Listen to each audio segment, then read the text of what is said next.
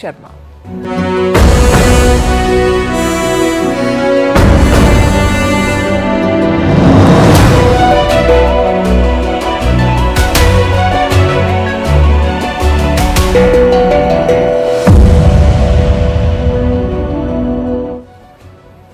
What is India's China strategy?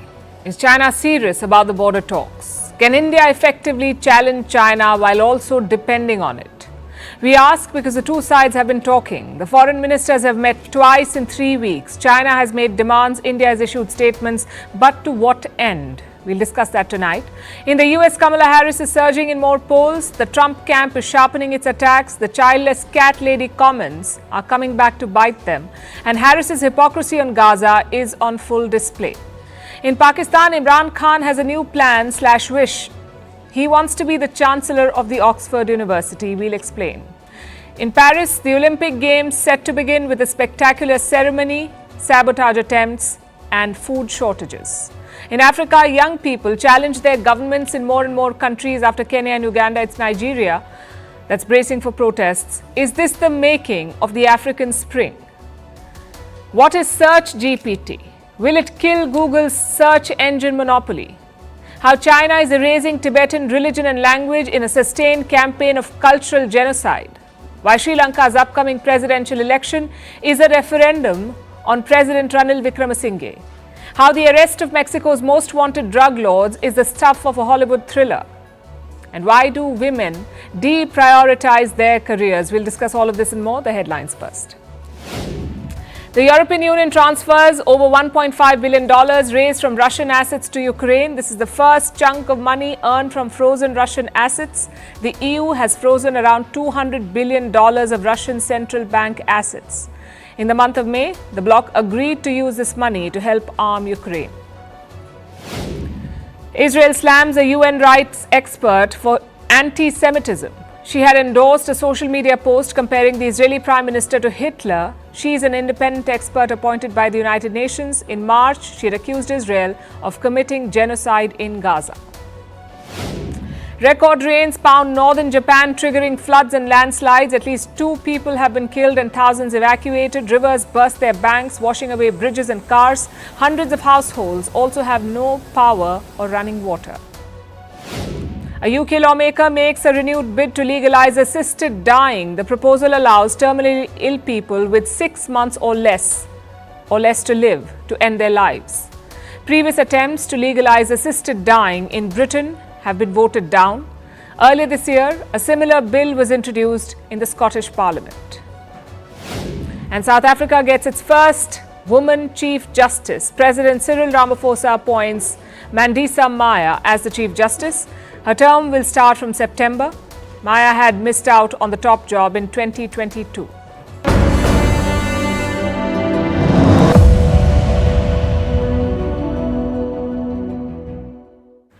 Is China serious about resolving the border standoff? For 4 years, we've been asking this question. So why bring it up again tonight? Because of a meeting in Laos between S. Jaishankar and Wang Yi, the foreign ministers of India and China. Both are in Laos for an ASEAN meeting. ASEAN is the Association of Southeast Asian Nations. Neither India nor China is an ASEAN member. Both are attending as observers. This is their second meeting in a month. About 3 weeks ago, Jaishankar and Wang Yi had met in Astana on the sidelines of the SCO summit, the Shanghai Cooperation Organization. And now they've met in Laos. The focus was the same, resolving the border standoff. India is pushing China. Jaishankar reiterated his demands for China to fast-track negotiations and resolve the matter. In fact, here's what he said after the meeting, and I'm quoting, "must ensure full respect for the LAC." The LAC is the line of actual control. LAC, this is the de facto border between India and China. Earlier this month, the Indian leader used the exact same words. In Astana, S. Jaishankar had told Wang Yi, and I'm quoting again, that respecting the LAC is essential. Now, some would see this tough talk and back-to-back meetings as sign of progress, of both sides being eager to solve the dispute. India certainly is, but you can't say the same for China. Consider what the Chinese press is saying about the meeting. This is a story from CGTN, a Chinese state mouthpiece. The border standoff is barely mentioned. It's been buried in the copy. Let me quote Wang Yi on the border. This is what he said. China hopes the two sides will meet each other halfway, actively explore the right way to get along, and guide all sectors to build a positive understanding of each other. Now, this has been Beijing's position from the very beginning. It says the border should not dictate the relationship. What's more, China blames India for the border tensions. India's strengthened military deployment in the China-Indian border area is not conducive to the efforts made by China and India to ease the border situation, nor is it conducive to the maintenance of peace and tranquility in the China-Indian border area. We believe that such moves taken by the Indian side are not conducive to peace and tranquility. So this is China's message to India: set aside the border issue and focus on buying more Chinese goods. Can India say no? Well, not really. Despite the push for self-reliance, India continues to rely on Chinese goods. It hasn't been able to find alternatives. So border standoff or not, China remains India's largest trading partner. Look at the numbers from the last financial year. Chinese goods worth more than $100 billion poured into India, and this may continue for the foreseeable future. Last week, India's chief economic advisor made a suggestion. He said India could benefit from more Chinese investment. India could benefit from more Chinese investment, foreign direct investment from China. India's finance minister Nirmala Sitharaman backed this suggestion, as do Indian businesses. They remain deeply dependent on China, so much so that they've been making appeals to New Delhi to give more visas for Chinese workers. Needless to say, China sees all of this and tries to exploit this vulnerability. China hopes that India will fully understand the mutually beneficial nature of China-India economic and trade cooperation and provide a fair, just, transparent, and non-discriminatory business environment for Chinese companies to invest and operate in India. You heard that. India should allow more Chinese investment. That's what they're saying. Beijing is also pushing for direct flights to India. They've been asking for this for a while now. Direct flights were banned in 2020 during the pandemic and never resumed since then. Because of the border standoff, India refused to reopen its skies to Chinese planes. So there are no direct flights between the two countries. China has been asking India to reverse this policy. Both Chinese diplomats and Chinese airlines have been making appeals behind closed doors, and India has been turning them down. Yesterday, China went public with the demand. The Chinese mission in New Delhi released a statement. It said, and I'm quoting, sharing a video clip made by Chinese media based on their research and data sources. They cannot help but ask, why is India distancing itself from China? Why is India distancing itself from China? Why indeed? Such an innocent question. It came along with the video. Instead of resorting to this drama, maybe the Chinese should withdraw troops. India's moves were a reaction to the PLA's unprovoked attacks in Ladakh. That's when India banned flights and placed restrictions on Chinese FDI. Chinese investments were subjected to greater scrutiny, and Chinese apps were banned, more than 500 of them, including big names like TikTok. They do not operate in India anymore.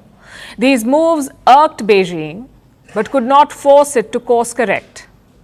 And India acknowledges this need to address the China challenge more effectively. चीन के बारे में हम तो हमारी focus तो होगी कि सीमा में जो स्थिति जो है उसमें अभी भी कुछ इश्यूज बाकी बचे हुए हैं तो उसको कैसे निपटाया जाए. He said that right after taking office for the third term. Jaishankar has spoken with Wang Yi twice in a month.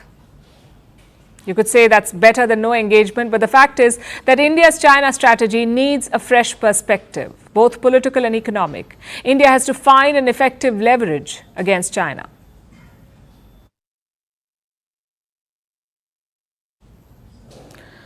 Momentum is a strange thing. If you have it, there is nothing better. It's almost like being invincible. But if you don't have it, it is the worst feeling. Just ask Donald Trump. After the debate and assassination bid, he was flying high last week. Momentum was on his side. But after Joe Biden's exit, things have changed. Kamala Harris now has the momentum. More people are lining up to endorse her. The latest are the Obamas. I can't have this phone call without saying to my girl Kamala, I am proud of you. This is going to be historic. We called to say Michelle and I couldn't be prouder to endorse you and to do everything we can to get you through this election and into the Oval Office. Oh my goodness. Celebrities are also jumping in. Basketball star Stephen Curry has endorsed Kamala Harris. He's currently in Paris for the Olympics. So has Hollywood actor George Clooney. Remember, Clooney is a key Democratic donor. His criticism laid the ground for Joe Biden's exit. Some billionaires are also part of this list, like Reed Hastings, co-founder of Netflix, Reid Hoffman, co-founder of LinkedIn, and Melinda Gates. It looks like the Democratic base is all fired up. And how is Trump responding to this? Well, he seems a bit flustered. All of a sudden, Trump is the old candidate in the fray. Some polls also show him trailing Harris. So Trump is now thinking about cancelling the debates. You see, Biden and Trump had agreed to 2 debates. The first one is over. The second one is slated for September 10th. But the Trump campaign is now putting it on hold. They say, let the Democrats elect their nominee first. Then we'll set the dates. You can see why this looks bad. Which is why Kamala Harris has latched onto it. She's accused Trump of running away from a fight. I'm ready to debate Donald Trump. I have agreed to the previously agreed upon September 10th debate. He agreed to that previously. Now it appears he's backpedaling. But I'm ready. And I think the voters deserve to see the split screen that exists in this race on a debate stage. Strange thing to say, though, considering her boss, Joe Biden, also quit. But that's what momentum is all about. You can get away with anything, it seems. Plus, the Republicans are still shaping their strategy. They had prepared for Joe Biden, but Harris came out of syllabus. So right now, their strategy is a bit all over the place, a mix of racism, misogyny, and policy issues. Trump's running mate is caught in the middle of this. An old video of his is going viral. It shows J.D. Vance calling Harris a miserable, childless cat lady. We're effectively run in this country via the Democrats, via our corporate oligarchs, by a bunch of childless cat ladies who are miserable at their own lives and the choices that they've made. The blowback is huge. Women voters are rallying for Kamala Harris. Even Taylor Swift fans are jumping in. Some quick context here. Taylor Swift also does not have a child, but she does have 3 cats. So the Swifties, as fans call themselves, the Swifties are out for vengeance. I guess it's now up to J.D. Vance. If he apologizes, he hands a victory to Kamala Harris. If he doesn't, he adds to the anger. Talk about a turn of events. 2 weeks back, J.D. Vance could do no wrong. He was billed as the future of Donald Trump's movement. But now he's looking like a liability. Again, thank momentum. Meanwhile, Kamala Harris is eyeing new voters. The older Democrats were always going to vote for her, but the younger ones were doubtful. They opposed Joe Biden's policy on Gaza. Plus, the age gap put them off. So Harris has unveiled a 2-pronged strategy. First is embracing Gen Z culture. On Thursday, she joined social media platform TikTok. It's their go-to app, the go-to app for young Americans. Her campaign is also embracing memes and reels. Take a look at these. If I do debate President Trump, I'm sure it'll be a competitive face-off where either one of us could end up on top. Really? No, I'd wipe the floor with him. Well, what we really need is a feminine nominee. A what? A feminine nominee. You think you just fell out of a coconut tree? You exist in the context.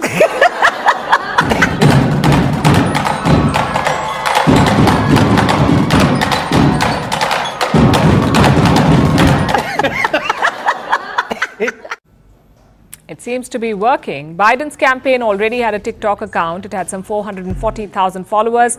After Sunday, Harris's campaign took over that account. 440,000. Guess how many followers it has now? 1.9 million. That's more than tripled in 5 days. So young Americans are mobilizing for Harris, which brings us to the second part of her strategy, a sharper tone on Gaza.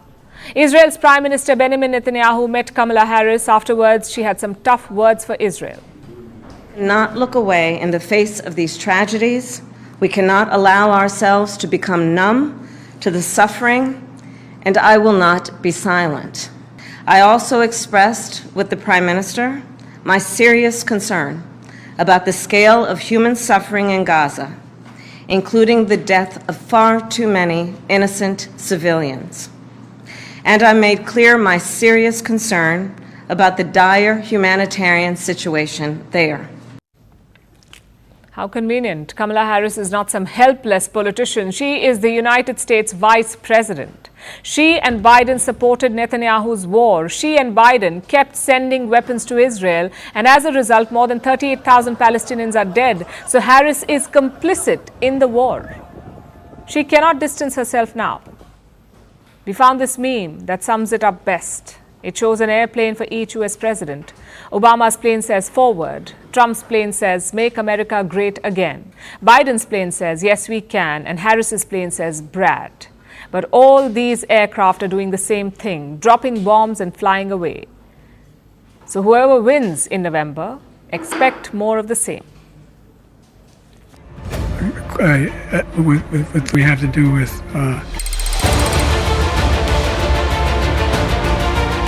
Around a dozen Democrats have asked Biden to step down. This includes Democratic congressmen, senators, high-profile donors, and even Hollywood actor George Clooney.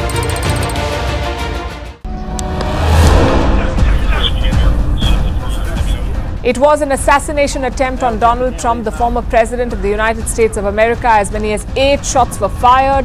1 bullet grazed Donald Trump. So I've decided the best way forward is to pass the torch to a new generation. In less than 24 hours, Kamala Harris has raised millions of dollars for her campaign. What she needs now is a party nomination. Kamala Harris is gaining ground. A new poll is out. It shows Harris in the lead over Trump.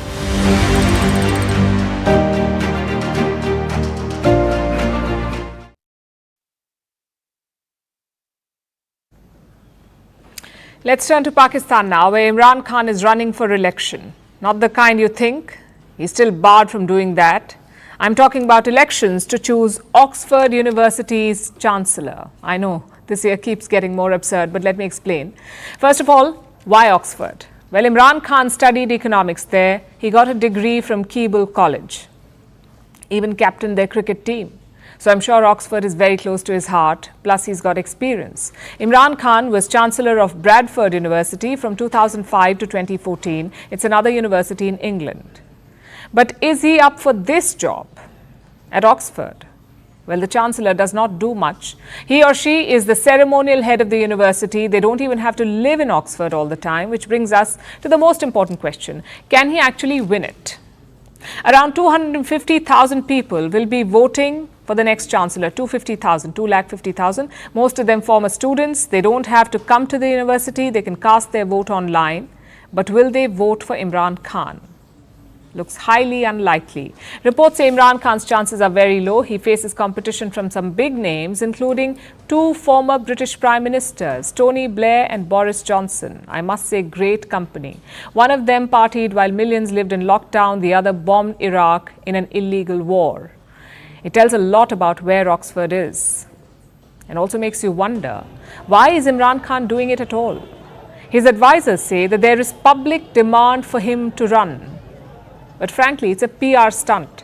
Imran Khan has largely been forgotten by the West. At first, he was the persecuted messiah. But now he is just a footnote. One of the many leaders defeated by Pakistan's army. Enter Oxford. It's one of the most famous universities in the world. Its chancellor will have a big megaphone.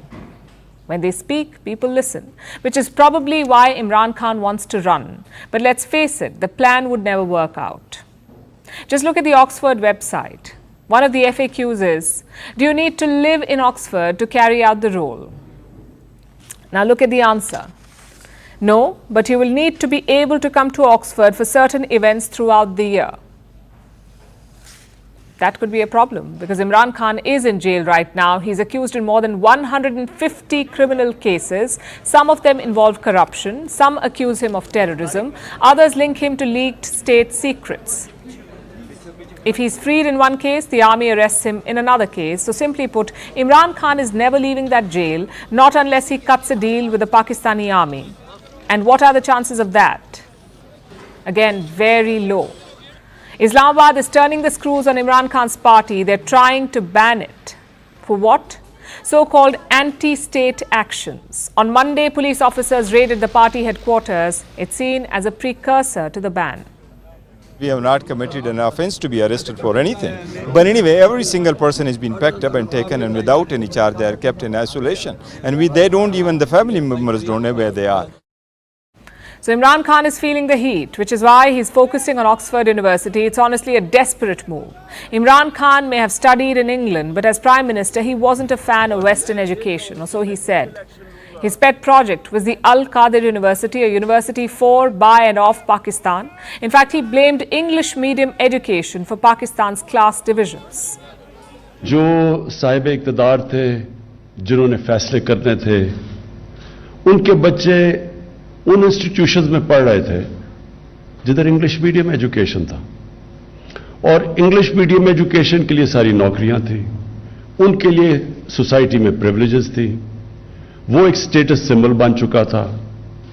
Class जो हमारी class divisions बन गई, वो सिर्फ ये कि English medium में कौन है। That was in 2021. Look at how things have changed since. Now Imran Khan wants to head the poster boy of English education, Oxford. Even the university must be worried because Imran Khan doesn't really fit their image. He supports conservative Islam. He openly advocated for the Taliban. He defended Pakistan's cruel blasphemy laws. And he's neck deep in corruption cases. Not exactly chancellor material.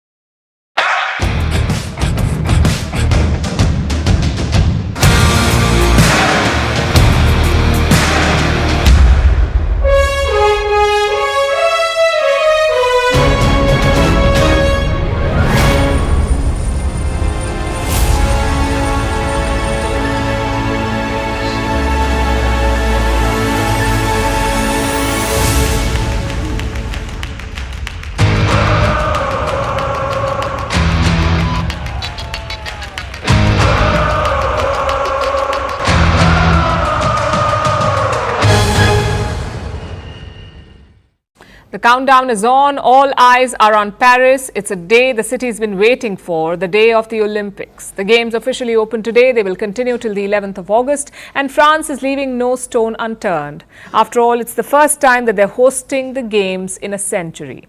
Paris last hosted the Olympics in 1924, so it's been exactly 100 years.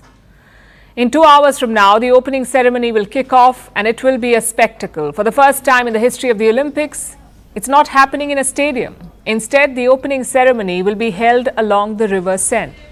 France is calling it the biggest open-air show ever. And they aren't exaggerating.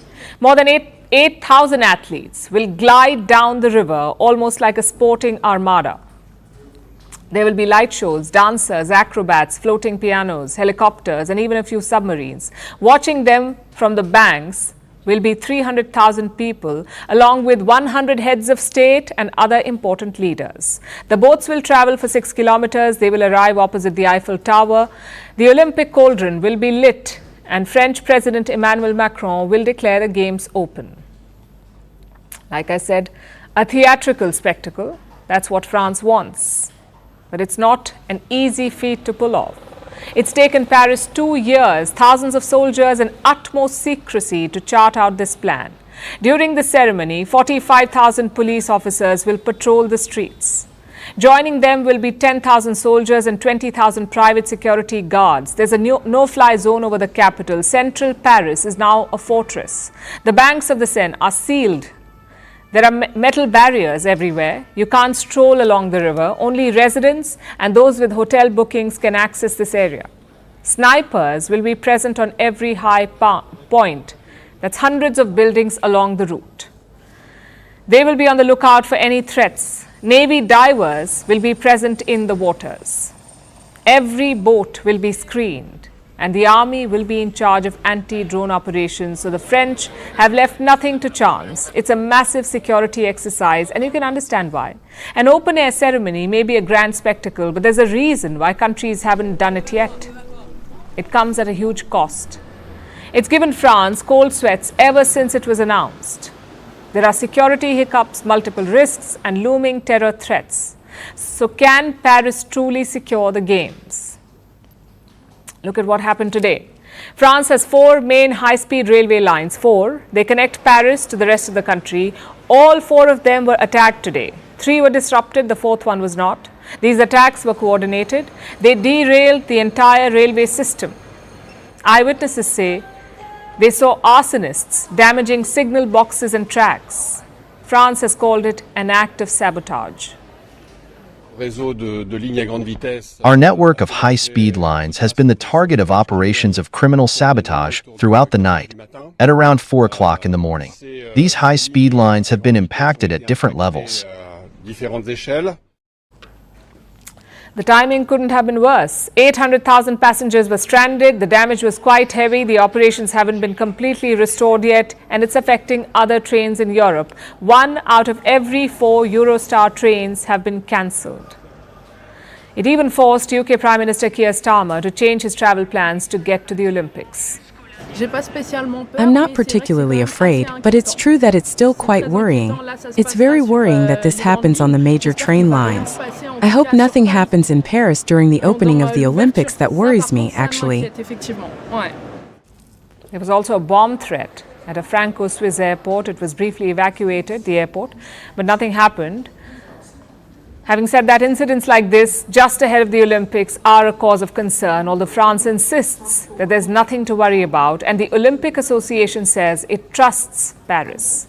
No, I don't have concern. We have full confidence in the French authorities. All the measures are being taken, and the French authorities are assisted by 180 other intelligence services around the world, and not only by information, some of them are even deploying their human resources, and so we have good reasons to have full confidence.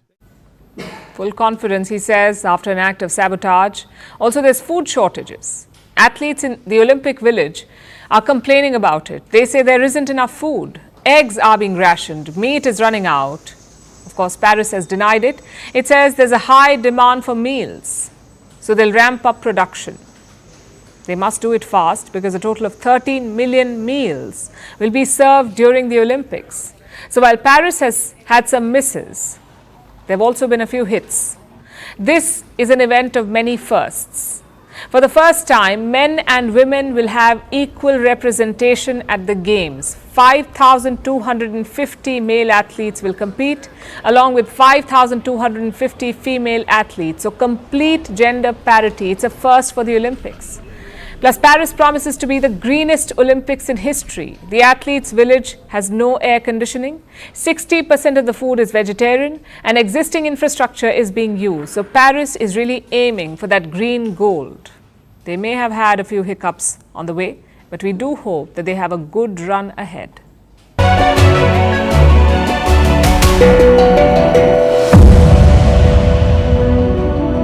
2 to 3 feet waterlogging, where there are several NDRF teams which have been deployed in and around Pune to rescue people. Apart from that, of course, there are.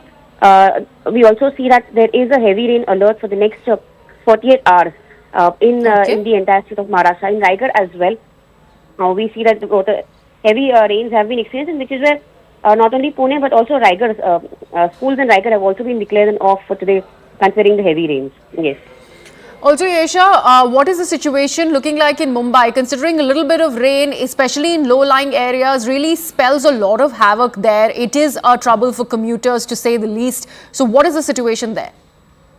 So yes, of course, there's been incessant rains in Mumbai ever since late last night. However, as of now, schools and colleges have been kept. As of now, there is no holiday declared for schools and colleges. But of course, several low-lying areas, like you rightly mentioned, including Andheri subway and several such locations, they've been there is waterlogging that's been experienced, and such subways have been shut. So yes, though we see that when it comes to local trains, it's the lifeline of Mumbai that in fact impacts the most. That impacts the commute most in Mumbai. As of now, those are running well, but when it comes to several low-lying areas, there is waterlogging that's already started in several parts of the city. Yes. Right, thank you so much for that, Yesha. Let me also take this across to my colleague Vivek Gupta from News 18 India, who's with us on the broadcast. Vivek, the situation in Pune and other adjoining areas has really worsened. Orange and red alerts for Navi Mumbai as well. What is it looking like for this entire week, considering there's one more day for the schools to probably be allowed to not function because of the rain? So what are you learning in that regard? बिल्कुल सही कहा आपने। देखिए पुणे में कल देर रात से काफी ज्यादा तेज बारिश हो रही है और इतनी ज्यादा बारिश होने की वजह से पुणे कलेक्टर ने डिसाइड किया है कि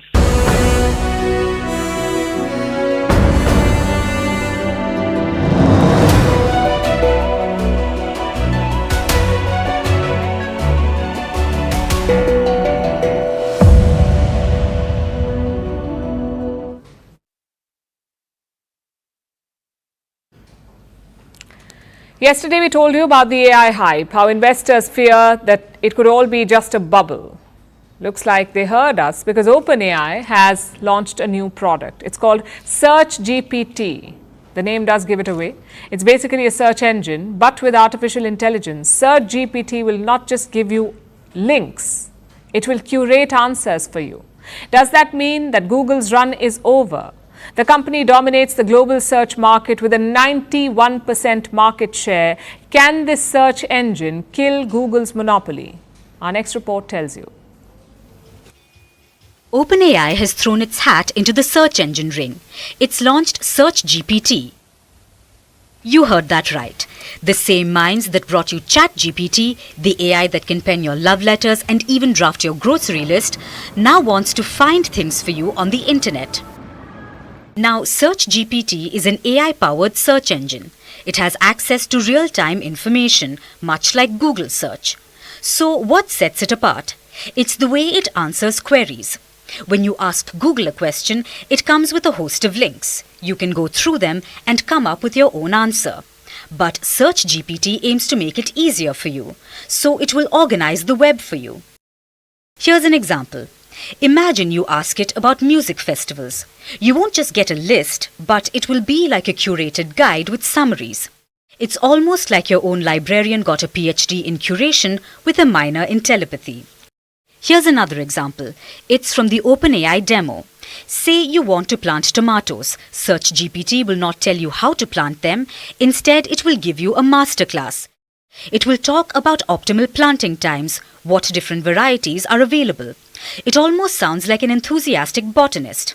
At least it's not asking you to sing for plants. Well, not yet.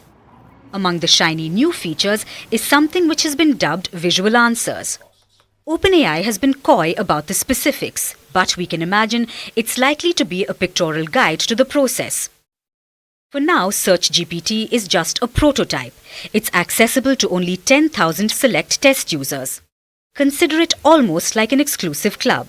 Instead of bouncers, you have OpenAI promising there's more to come. But what does it mean for Google? It's the undisputed king of search engines, and for years, no one has come close. But this one, if it works out, could be a Google killer. And it feels like Google anticipated this. Earlier this year, it raced to integrate AI features into its search engine. This also pits OpenAI against Perplexity, which calls itself an AI answer engine. Now, ever since artificial intelligence took over the world, the grand vision has been simple: to integrate AI into search engines. That way, you can create a meta search experience. You have a digital assistant that can not only chat with you, but also give you information in real time. Imagine Batman's Alfred with superintelligence. But while Google may feel threatened, for now it has nothing to worry about. OpenAI has just released a prototype. We'll need a full rollout to understand how the actual product works. Because right now, it can go either way. It can either revolutionize the way we search on the internet, or it can become a footnote in the annals of tech history. Either way, one thing is certain: the world of search will never be quite the same again.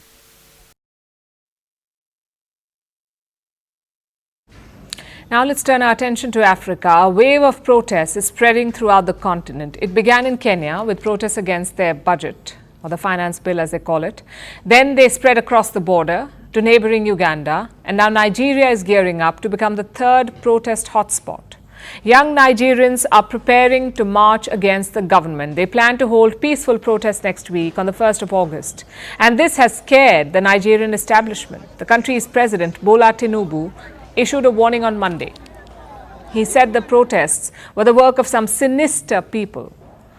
And he asked Nigerians to not join. The next day, Nigeria's police chief joined the chorus. He said the protests were ill-advised and that the police would not sit back and watch. 2 days later, the Nigerian military chimed in. A military spokesperson said the protests may lead to anarchy.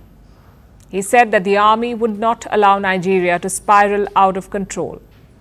You can see how rattled the authorities are. Every arm of the government is trying to stop the protests, and not just with threats. On Tuesday, Nigeria doubled its minimum wage to try and diffuse public anger. Only today, the National Assembly has expeditiously passed the new national minimum wage. You can see how the president is working. It was transmitted only yesterday. Today, it has been passed. A lot of other interventions that the president has also put in place are also going to be looked at expeditiously in the interest of Nigeria. So there's no need for strike. The young people out there should listen to the president and allow the president more time to see to the realization of all the goodies he has for them. He made that appeal to the quote-unquote young people out there because they are the ones who are organizing the protests. Just like in Kenya and Uganda, across Africa, it is the young people, members of Gen Z, who are organizing the demonstrations. Gen Z is planning the protests using social media. Nigeria's Gen Z are mobilizing under a social media hashtag #EndBadGovernance. The protests in Kenya were also organized under a hashtag. It was #RejectFinanceBill2024. That's what they call their budget. And this was when the protests had started. Now it has changed to #RutoMustGo. It reflects the changing demands of the Kenyan protesters. Protests also broke out in Uganda this Tuesday. They were organized using the hashtag March to Parliament. So it's a similar story in all these countries. Young people are fed up. They're also tech savvy, so they're using social media to come together and challenge the entrenched powers that be. The protests are also being broadcast in real time on social media on platforms like X and TikTok. The world can see live footage from the ground, footage of police brutality or military heavy-handedness whenever it occurs. The Gen Z protesters are sharing this footage, which leads to more public anger and therefore more protests. It shows what a powerful tool social media can be and how it can put governments on the back foot. However, this is not the first time that something like this has happened. Protests have been organized on social media before. They've inspired similar demonstrations in other countries and even brought governments to their knees. All of this happened in 2011 and 2012 in Africa itself and parts of West Asia. It was dubbed the Arab Spring. The protests originated in Tunisia and spread like wildfire across North Africa and West Asia. Those protests were organized on Facebook and X, or Twitter as it was called back then. Well, Gen Z won't be caught dead using Facebook, but they're expressing their anger on TikTok and X, and this anger has already spread across 3 African countries. More could follow, and the reaction in Nigeria proves one thing: an angry and vocal youth is every government's worst nightmare.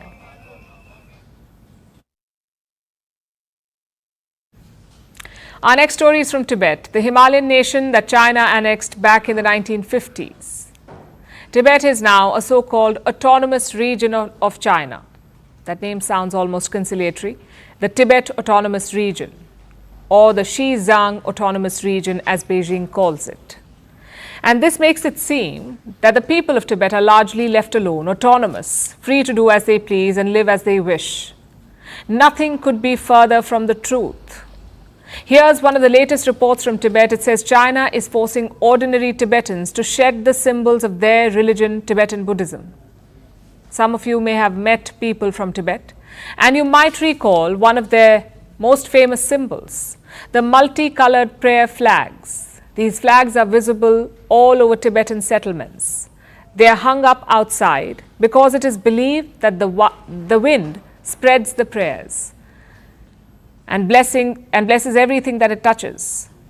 But now it seems that Beijing wants to stifle these blessings because Tibetans have been ordered to take the prayer flags down.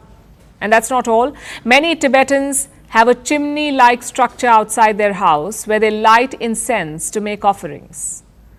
But China wants them to demolish these holy structures. In the past, China has mostly targeted religious establishments, not individuals. But now even an ordinary Tibetan person won't be spared. And Beijing's assault on the freedom of religion does not end there. They're also going after Tibetan Buddhists digitally. China is banning them from holding online prayer sessions. It is going after people who try and host these sessions. Authorities are reportedly summoning prayer organizers for quote-unquote interrogations. And that's just one part of the oppression. So far we've spoken about religion. Beijing is also going after Tibetan culture, the unique Tibetan identity. It starts with their language. The Tibetan government in exile has put out this report accusing China of banning Tibetan language broadcasts. Videos in various Tibetan languages are getting blocked. And live streaming in those languages is being restricted. And that's not even the worst part. Look at this report. It says that Beijing is systematically trying to sinicize the Tibetan people by forcing their children to give up the language. The report cites China's national college entrance exam. More than 200 Tibetan students took this test. These were students who studied core subjects in the Tibetan language. 200 of them took the test, only 7 or 8 passed the exam. Tibetans believe that the students were failed on purpose in an effort to discourage the use of their own language. It's even worse for younger children. China is closing Tibetan schools on spurious grounds and then forcing young Tibetan children to go to boarding schools run by the Chinese government. They've been described as colonial-style boarding schools. The children are forced to study in Mandarin and kept away from their families, so they can't even learn Tibetan after school. As a result, the children are forgetting their mother tongue. And many older Tibetans are worried that their children will completely be sinicized and that their culture will be gradually erased. All the reports paint a grim picture of how China is snuffing out the Tibetan identity, their religious practices curtailed, their language silenced, and their children indoctrinated. There's a term for this phenomenon, ethnocide, meaning cultural genocide. It's happening to the Tibetans right now. The world needs to do something about it before the entire region truly becomes the Chinese Xizang and Tibet is lost to history.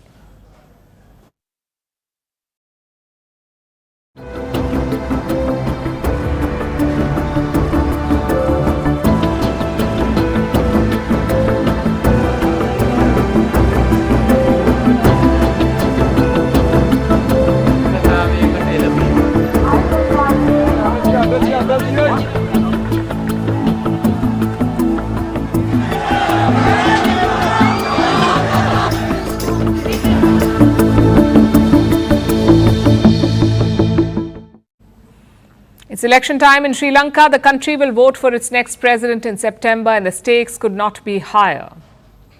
You may remember what happened in 2022. Massive public protests, a president on the run and a government on its knees. All of it was triggered by a debt crisis. Sri Lanka did not have money to repay its loans, so people hit the streets. And since then, a lot has changed. New reforms, new repayment deals, and new political alliances.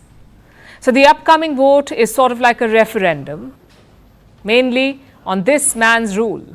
Ranil Wickremesinghe, he took over as president in 2022. Fun fact, he wasn't elected by the people of Sri Lanka.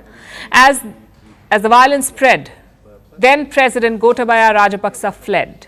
So the parliament had to choose a new one.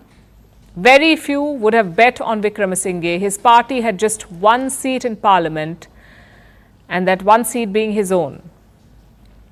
But the Rajapaksa supported his candidacy, and that's how Ranil Wickremesinghe became president. The question is, can he win again? He's already filed his nomination with the Election Commission. He also has a good track record. When he took charge, inflation was 70%. It's now down to 1.7%.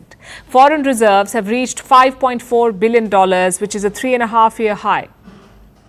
Plus, he has negotiated a repayment deal with India, China and Japan. The deadlines have been pushed back by 4 years. Colombo also stands to save $5 billion. So all in all, a good deal. If you compare this to 2022, it's great news. Wickremesinghe has brought relative stability to Sri Lanka. and yet his victory may not be guaranteed. Let's meet the main challengers.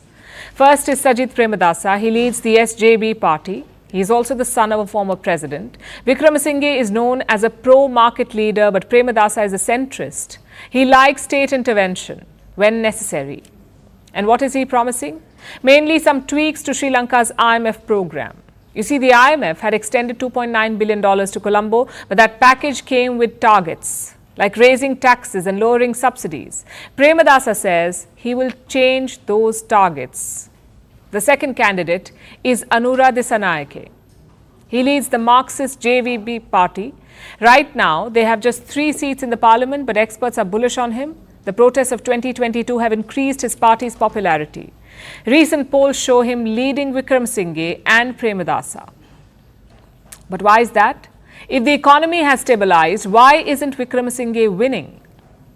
Because of 2 factors. Number 1, his political baggage. Most Sri Lankans blame the Rajapaksas for the crisis, and who appointed Wickramasinghe? The same Rajapaksas. So the resentment of 2022 may come back to haunt him.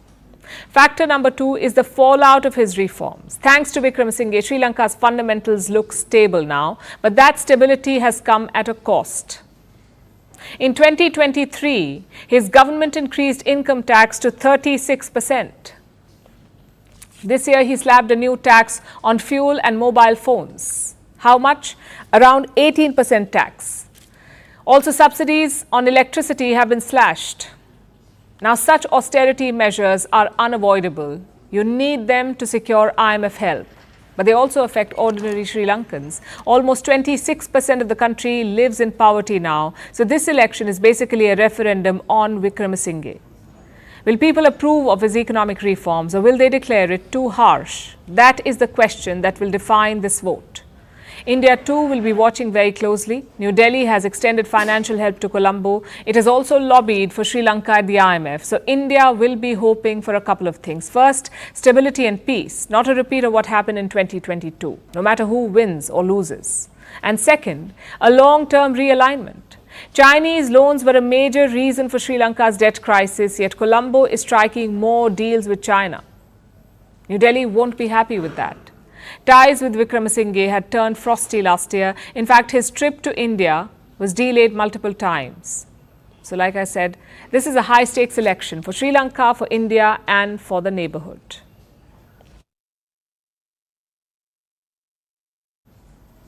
Packed with revenge, betrayal, twists and turns, our next story tonight has the makings of a Hollywood movie. You may have heard of Joaquin Guzman, better known as El Chapo, or the Godfather. He was the world's biggest drug lord. He is currently serving a life sentence in a US prison, but his business, Mexico's Sinaloa cartel, is still booming and irking the US.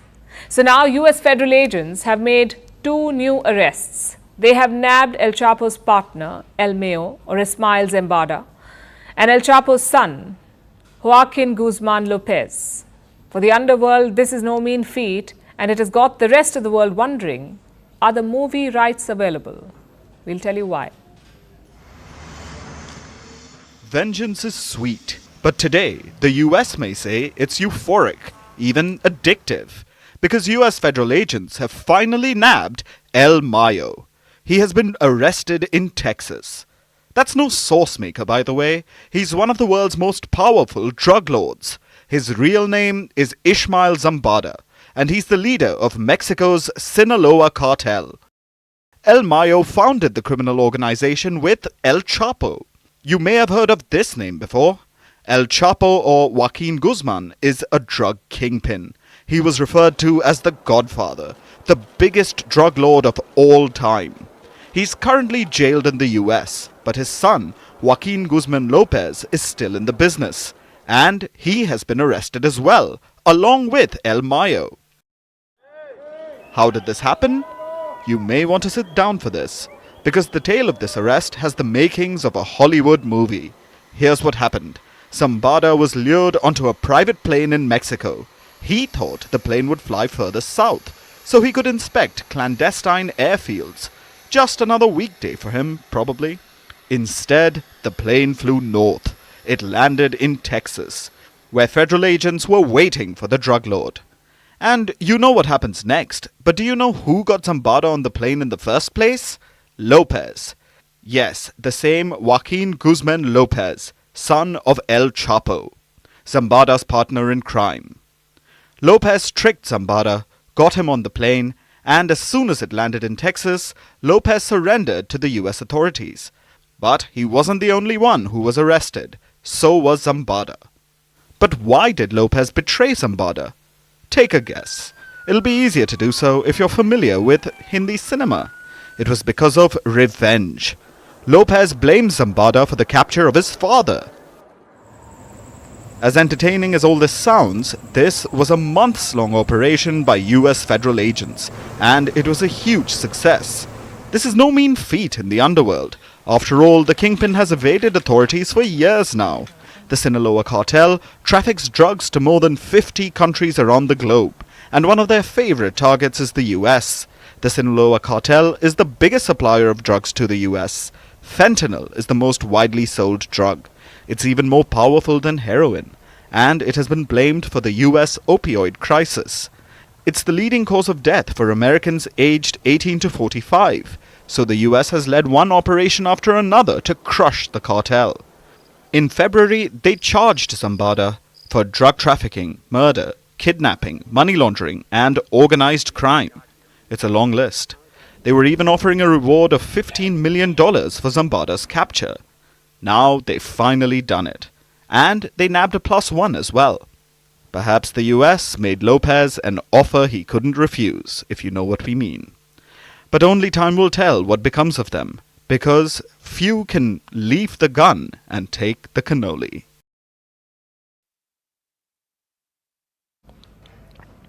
Opportunity cost. Economists love this term because it applies to most things in life. Opportunity cost means the potential options or benefits that you miss out on when you take up an opportunity.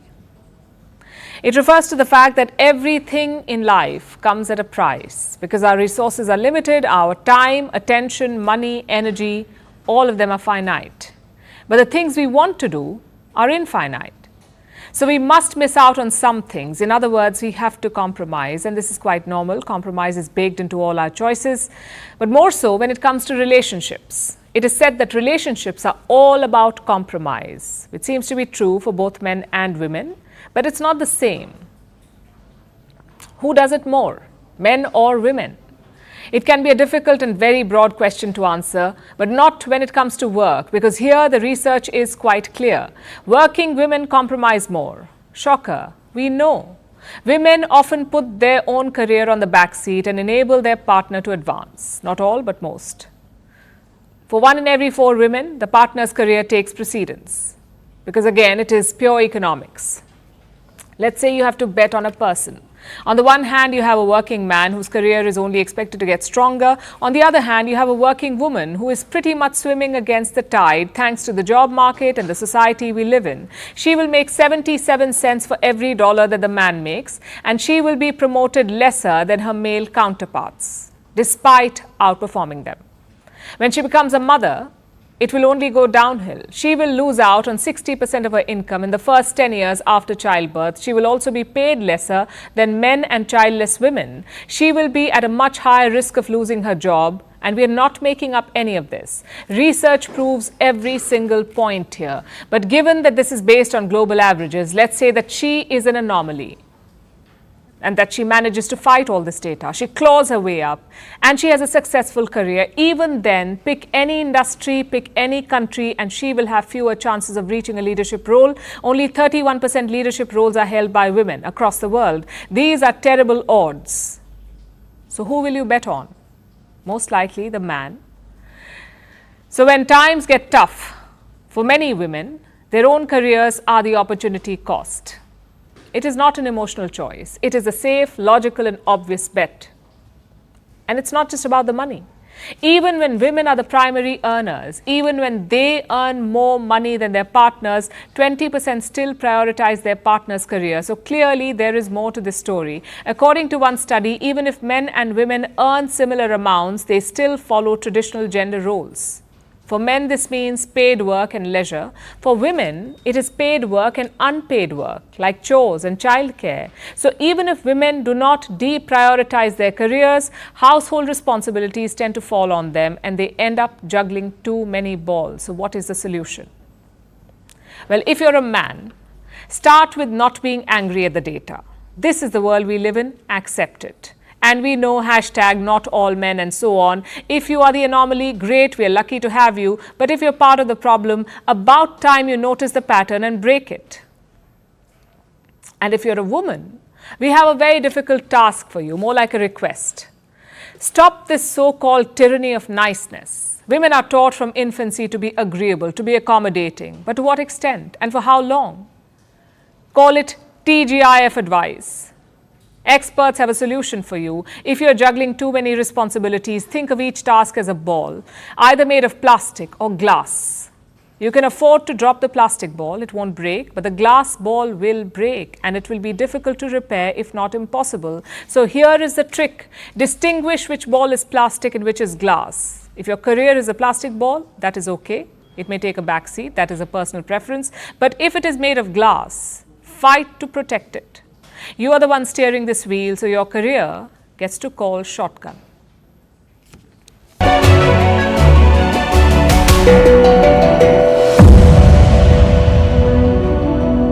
अब इस पुणे में बंद कर दिया गया है और Pune district के जितने भी आसपास के इलाके हैं वहां पर फ्लडिंग हो रही है। फ्लडिंग की वजह से रोड और घरों तक पूरा तरह से पानी भर चुका है।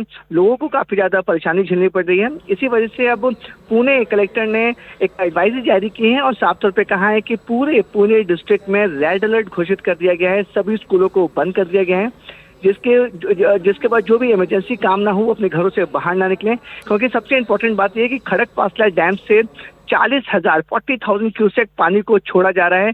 अगर बारिश इसी तरह कंटिन्यू रही तो पुणे के आसपास के इलाकों में और भी पानी भर सकता है। यही वजह है कि पुणे कलेक्टर ने सभी लोगों से कहा है कि कोई भी जरूरी काम ना हो तो अपने घरों से बाहर ना निकलें, गवर्नमेंट और प्रशासन की हेल्प करें।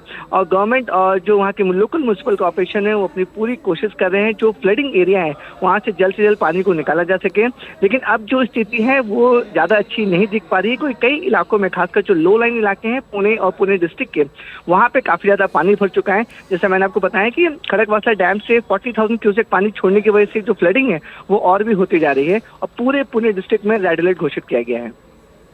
राइट। ऑल्सो विवेक, क्या मुंबई की अगर बात करें तो क्या स्थिति है और स्पेशली लो लाइंग एरियाज के लिए क्या एडवाइजरी है? देखिए, अगर खाली हम मुंबई की बात करें तो सुबह 8 बजे से पहले मुंबई में येलो अलर्ट था, लेकिन